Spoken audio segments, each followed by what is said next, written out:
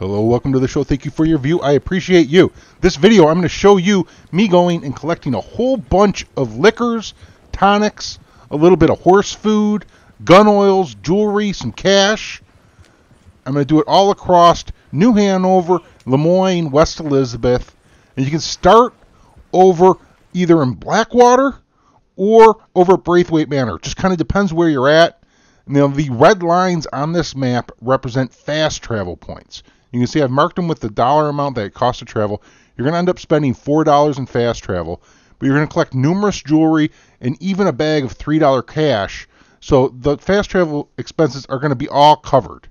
And when you get to Valentine, you can even stock up on your potent snake oils if you need some. As you're coming across Heartland Overflow, fill up on animal fat. This map here shows you what you're going to get at each location. Now, the map I showed you with the routes, the blue is where you're going to actually be traveling by land, and then there's green indicators. Those green indicators are loot spots.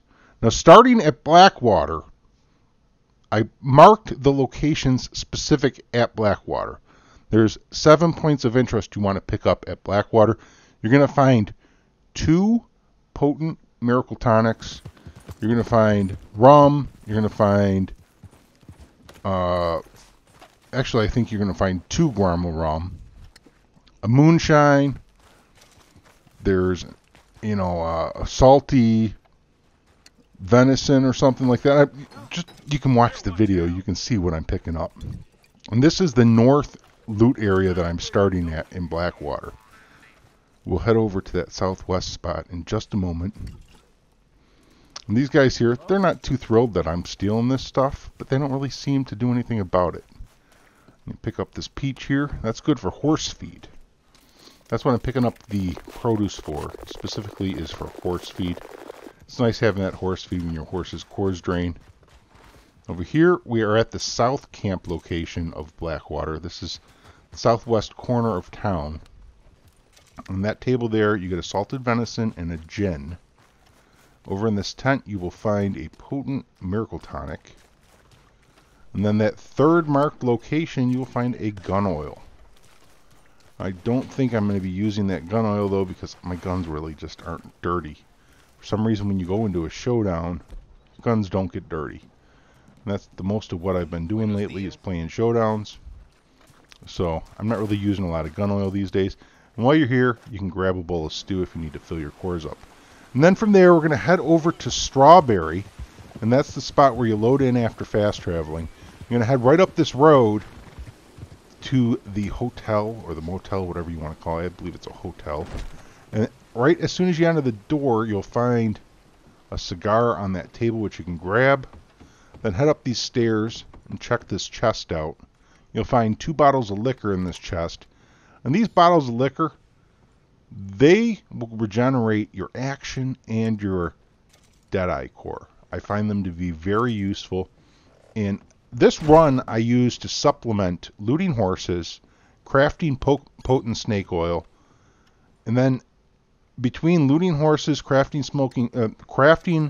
potent snake oil, and making this loot run, I've got just about everything I need for showdowns. So, and it's really convenient because Valentine is where I craft my potent snake oil. If you haven't watched the videos I already have on crafting, I definitely recommend you go to my YouTube homepage and check out the playlist I have with crafting videos. You're going to see a really easy method for crafting potent snake oil really fast. You'll see how to collect animal fat really fast. And you know what? I'm even going to throw in the video on how to loot horse saddlebags without getting kicked in an area where they respawn really, really fast. So between those other 3 videos and this video, you should pretty much have everything you need in order to be stocked up for PvP in Red Dead Redemption 2. Now, I had to pick those cigarettes up, and that's another issue that I should talk about. I've gone into my inventory, and I do this before going into showdowns on the regular. Now we're going to fast travel to Valentine. And you can see the loot spots that I'm picking up. You're probably going to want to take a screenshot or something of that map that I put at the beginning of the video so that you have that for your own reference. All this video footage of me going through and running through and looting really kind of like is meaningless without having that screenshot on hand too. I could kind of put that as an overlay, but really I'm just showing kind of the spots. This is one of the gun oils in Valentine you'll find at the sheriff's office.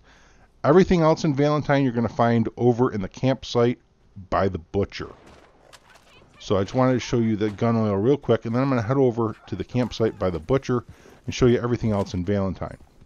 But let's get back to talking about the things in your inventory. Things like cigarettes. I don't use cigars. Canned foods that, you know, they don't generally, for the most part, give significant benefit to using for when I'm in showdowns. You know, like, I've deleted all of that stuff from my inventory. The only thing I go into a showdown with in my provisions tab in my item selection wheel is the 2 types of salted meat, salted beef and salted venison, guarma rum, gin, and fine brandy, and cheese. And cheese I don't really get a lot of. The only spot I really pick cheese up regularly is Rhodes Fence. So I go through my cheese pretty quick. But all of those liquors that I mentioned, I stock up while doing this run. And I'm going to pick up 14 of those bottles of liquor. So you can imagine that 14 of those bottles is going to last me a significant amount of time in a showdown match. And while I'm looting horses, I stuck up on 20 of each of the salted meats. So I'll end up having 40 salted meats and 60 bottles of liquor. What else do you need, really? You know, like, and then when I need something, when I'm in PvP and I switch over to that provision tab, I don't have to worry about sorting through all this other junk, like, you know, bread pieces or just like junk that's not going to help me. Just it's a bunch of stuff that gets in the way, and it's going to get you killed in PvP trying to sort through it. So that, you know, like, you're running around like me. I'll be running around in Slippery Bastard trying to mess with the items in my item wheel to get what I want, and then end up getting killed before I can even find the item I want. No more of that.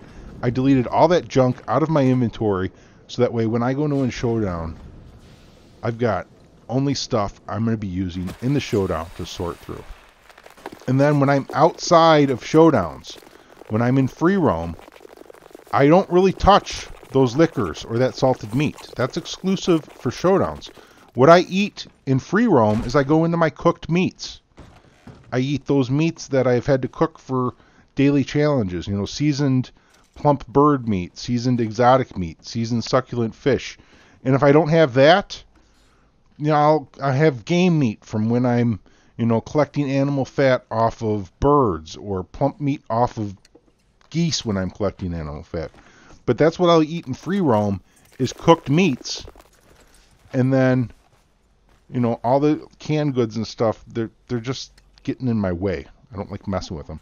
Now, sometimes when I'm picking stuff up like this, I might look and see my cores need a little touch-up. And then there'll be a canned, let's say, baked beans or canned salmon sitting there. And I'll think, okay, I'm going to pick it up this one time, and I'm going to eat it right away, get it out of my inventory, and then it's not in the way, but I benefit from picking it up and having used it. And then something to mention, too, is there are opened liquors that you get. Now, after making that run across the Heartland Overflow, hit Emerald Station, fast travel to Van Horn, and that's where we're at now. We're at that first spot outside of Van Horn. You're going to climb up that little spot. You're going to want to see in the video how I climbed up here, because that's the only way to get up into this window and get these loots. And I'm going to go over and I'm going to open up this chest here, and there's a pocket watch here. And I've managed to pick it up twice, but every other time since then, it just won't let me pick it up. If anybody knows a trick to getting that pocket watch, that'd be a little extra money for everybody in their pocket. Let us know down below what the trick is to getting that pocket watch, because I can't get that pocket watch to let me loot it again. And, okay, let's go back to talking about when you're looting horses. You're going to get opened bottles of liquor. Okay, now those will give you about half the benefit of an unopened bottle, but you can drink like twice as many of them before you get drunk. Because that's a dangerous thing when you're in PvP. You don't want to rely solely on drinking liquors to fill your cores. And a lot of people probably don't even need to worry too much about refilling their cores, but when you're running Slippery Bastard like I do, frequently your Deadeye core gets burnt a little bit before you down that next tonic. So I'm like always like taking a tonic and eating some food or drinking some liquor like almost right after the tonic. Like it's like 50% of the time I'm having to fill that core back up. And then there's this campsite, which this campsite doesn't really show up on the map. You just kind of need to know where it's at. You pick up a gin here as well as a moonshine. You're going to get 7 moonshines on this run. And there's a couple more moonshines about, like over in New Austin and stuff. I know where there's some moonshine over there.